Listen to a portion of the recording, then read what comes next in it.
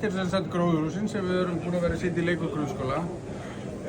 Þetta er það sem við kallum flaggskipið okkar. Það er 20 fermetra gróðurhús og þetta er allt búið til úr bömbum sem er endurnýting hér á Íslandi. Hver eining er 6,6 fermetra og er endalaust hægt að stækka.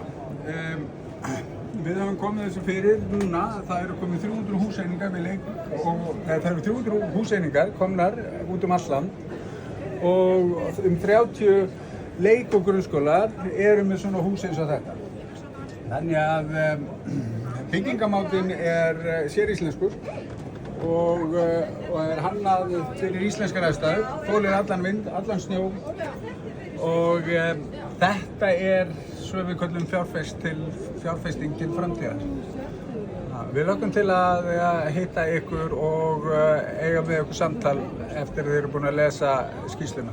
Takk fyrir.